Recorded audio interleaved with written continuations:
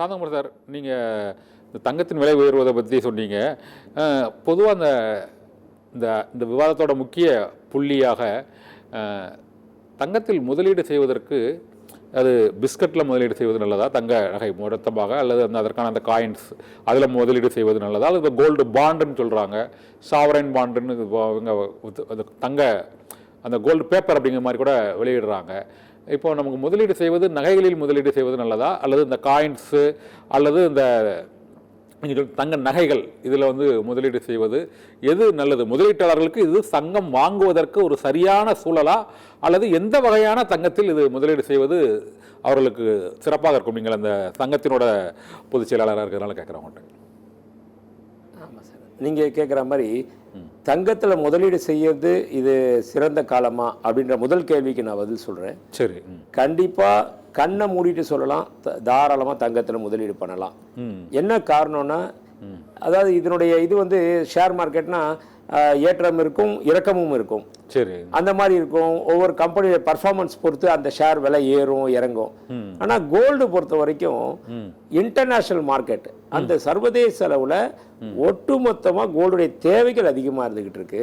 சரி, ஒவ்வொரு நாடும் போட்டி போட்டு வாங்கிக்கிட்டு இருக்கு, ஒவ்வொரு வீடும் போட்டி போட்டு தங்கத்தை வாங்கிக்கிட்டு இருக்காங்க. இது மட்டும் இல்லாமல் முதலீட்டாளர்களும் இன்வெஸ்ட் பண்ணிக்கிட்டே இருக்காங்க. அப்போ தங்கத்தின விலை உயர்ந்துக்கிட்டே தான் இருக்கும் நாளுக்கு நாள். அதனால கண்டிப்பாக இது சரியான தருணம் அப்படின்னு தான் பார்க்கணும். ஏன்னா அடுத்த ஒரு 6 மாதம் 9 மாதத்தில் தங்கத்துடைய விலை இன்னும் ஒரு 20-30% ஏறுவதற்கு உண்டான வாய்ப்புகள் இருக்கு. அதனால இது ஃபர்ஸ்ட் ஆஃப் ஆல் நீங்க கேட்ட கேள்விக்கு தாராளமாக முதலீடு பண்ணலாம். 6 மாசத்துல இன்னொரு விஷயம், 6 மாசத்துல 20-30% உயருங்கிறீங்க? கண்டிப்பா உயரும் சார். அடுத்து இந்த டிசம்பர் 31, 2025க்குள்ளேயே பாத்தீங்கன்னா ஒரு கிராம் 10,000 ரூபாயும் ஒரு சவரன் 80,000 ரூபாயும் வரதுக்கு உண்டான வாய்ப்புகள் அதிகமா இருக்கு. கண்டிப்பா வந்துரும். இந்த டிசம்பருக்குள்ளே 80,000, இந்த டிசம்பருக்குள்ளே 80,000, ஒரு கிராம் 10,000 ஆயிரும்ங்கிறீங்க டிசம்பருக்குள்ளே? ஆமா ஆமா ஆமா, டிசம்பர் 31க்குள்ளேயே. இது ஏன்னா கடந்த ஒவ்வொரு வருடத்தையும் பின்னாக்கி பார்த்தோம்னா அது எல்லாமே நடந்திருக்கு.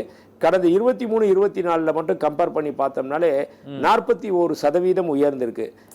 அந்த வச்சு பார்த்தோம்னா இன்னைக்கு 1ஆம் தேதி ஜனவரி 1, 2025 இருந்து இன்னைக்கு தேதி 13 பிப்ரவரி 2025, இந்த ஒரு 44 நாள்ல மட்டுமே 12% உயர்ந்திருக்கு. 12 டேஸ்ல.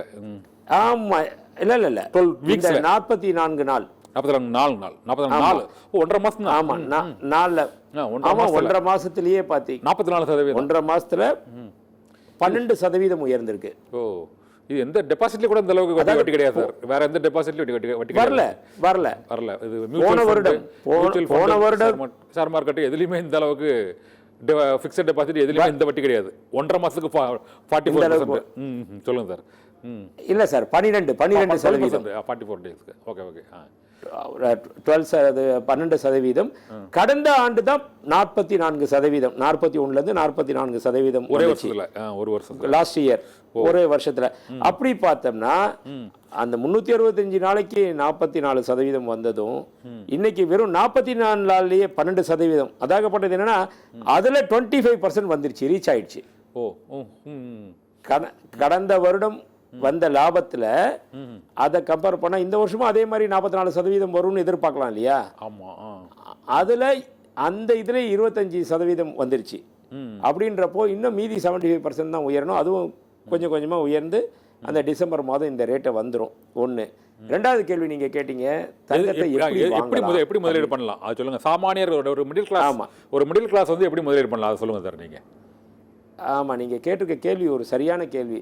ஏன்னா மக்கள்கிட்டயே அது ஒரு பெரிய குழப்பம் இருக்குது. எப்படின்னா எதை எடுத்தாலும் காயின் வாங்கலாமா, 22 கேரட் வாங்கலாமா, 24 கேரட் வாங்கலாமா, நகையாக வாங்கலாமா, இல்லை வேற ஏதாவது வாங்கலாமா, இது இருக்குது. நீங்கள் சரியான ஒரு கேள்வியை தான் முன் வச்சிருக்கீங்க. இருந்தாலும் நான் சொல்கிறேன், 916 காயின்னு ஒரு ஆப்ஷன் இருக்குது. 22 கேரட் அந்த காயினாகவும் வாங்கலாம். பார் 24 கேரட் பாராகவும் வாங்கலாம். ஆனா 24 கேரட் பார் யாருமே வைக்க கூடாது. வைக்கிறதா இருந்தா கண்டிப்பா அதுக்கு பில் வேணும். இப்போ வருமானம், ஆமாங்க, வருமான வரித்துறையே ஒரு சர்ச்சுக்கு வராங்க, சர்வேக்கு வராங்க அப்படின்னு சொன்னா அவங்க என்ன பண்ணுவாங்க, நகைகள்லாம் இருந்துச்சுன்னா எக்ஸ்பிளனேஷன் கேட்பாங்க. சரி. என்னங்க இதெல்லாம் எங்க இருந்து வந்தது எப்படி அப்படின்றப்போ ஒரு பெண்ணுக்கு வந்து 500 கிராம் திருமணமான பெண் வச்சுக்கலாம்.